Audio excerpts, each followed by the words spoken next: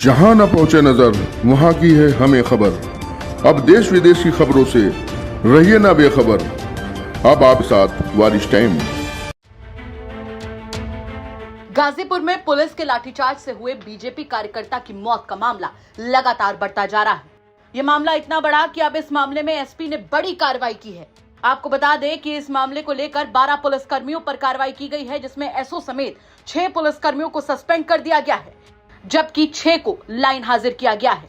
नौनहारा थाने में पुलिस की पिटाई से हुई बीजेपी कार्यकर्ता सियाराम उपाध्याय की मौत के बाद से ही बवाल मचा हुआ है, जिसके बीच बड़ा पुलिसिया एक्शन सामने आया है। ये एक व्यक्ति की आज मृत्यु हुई थी, सुबह सूचना मिली थी, तो उसमें हम सभी लोग गए।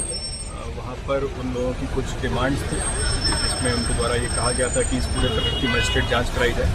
तो मजिस्ट्रेट जांच के लिए डीएम साहब को लिख दिया गया और मजिस्ट्रेट जांच गठित हो गई है। इसके अतिरिक्त उन लोगों ने पीएम कराने के लिए एक रिपोर्ट एप्लीकेशन दी है, उसके आधार पर पीएम कराया गया है और पीएम में जो भी तथ्य आएंगे उनके अनुसार अग्रिम विधिक कार्रवाई इसमें अमल में लाई जाएगी। इसके अतिरिक्त 11 पुलिसकर्मियों पर कार्रवाई की गई है। 6 लोग इंक्लूडिंग एसएचओ, उनको सस्पेंड किया गया है तत्काल प्रभाव से, एवं अन्य 6 लोगों को लाइन हाजिर किया गया है, ताकि किसी भी तरह से कोई जांच को प्रभावित ना कर पाए। और जांच बिल्कुल, क्योंकि हम लोग चाहते हैं निष्पक्ष रूप से जांच हो और जो भी दोषी है उसको हम चिन्हित करके उसको विरुद्ध कार्रवाई। किस थाने का मामला था सर? कि नौनेरा थाने का प्रकरण है आज सुबह। इसमें कुछ पीड़ित पक्ष को कुछ मदद भी सरकारी दी गई है सर? जो भी अनुमन्य है वो मदद उनकी जरूरत है। प्रथम दृष्टया क्या मामला लगता है?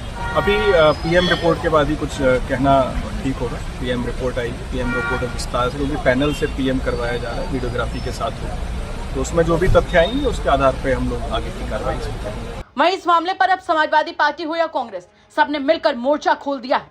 जहां एक और कांग्रेस के प्रदेश अध्यक्ष अजय राय मृतक के परिवार से मुलाकात कर रहे हैं, तो वहीं दूसरी तरफ जहां अखिलेश यादव इस मामले को लेकर एक्स पर फायर हैं, तो वहीं उनकी पार्टी के नेता मनोज काका ने भी इस मुद्दे को लेकर बड़ा हमला बोला है। ये जो पुलिसिया बर्बरता पूरे उत्तर प्रदेश में चल रही है, इसकी समाजवादी पार्टी ने अपने शुरुआती दौर से भी हम लोग इसकी लगातार इसकी भर्त्सना करते रहे।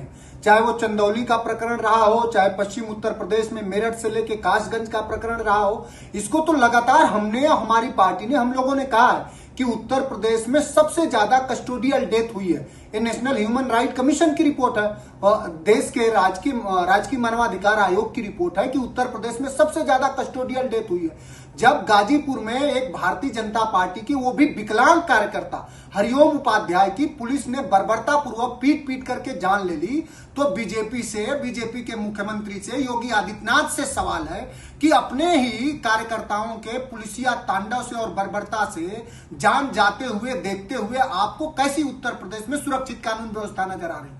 ये सवाल है। और जो बिजली चोरी का सवाल है, पूरे उत्तर प्रदेश के सभी जनपदों में बिजली चोरी नहीं, बिजली चेकिंग के नाम पर गरीब किसान मजदूर के लोगों को प्रताड़ित किया जा रहा है। रोज नई टीम जाती है, लोगों से धन उगाही हो रही है और वो पैसे कहां तक जा रहे हैं ये भगवान जानते हैं, ये सब लोग जानते हैं। ये हम लोग फिर कह रहे हैं कि उत्तर प्रदेश में पूरी कानून व्यवस्था चरमराई हुई है और जब कोई व्यवस्था खराब हो जाती है तो उसका भुक्तभोगी सिर्फ एक व्यक्ति, एक समाज नहीं होगा, सबको भोगना पड़ेगा। इस सबसे निजात पाने का सिर्फ एक रास्ता है, उत्तर प्रदेश में पीडीए की, समाजवादी पार्टी की सरकार बने, सभी जात वर्ग के लोगों को न्याय सुनिश्चित होगा, चाहे वो कोई भी हो, वो हरिओम उपाध्याय हो, चाहे पिंटू सिंह हो, किसी की भी बर्बरता पूर्वक मार से अगर जान गई है तो समाजवादी पार्टी इसकी घोर निंदा करती है और जो लोग भी उसके जिम्मेदार हैं उनके खिलाफ कड़ी से कड़ी कार्रवाई की जानी चाहिए। दरअसल गाजीपुर के नौनहरा थाना क्षेत्र के गठिया गांव निवासी ओमकार राय और अरविंद राय के बीच बिजली के खंभे को लेकर विवाद चल रहा था। ओमकार राय अपने ट्यूबवेल पर कनेक्शन के लिए अरविंद राय के खेत से बिजली का पोल ले जा रहे थे, जिसका अरविंद राय ने विरोध किया।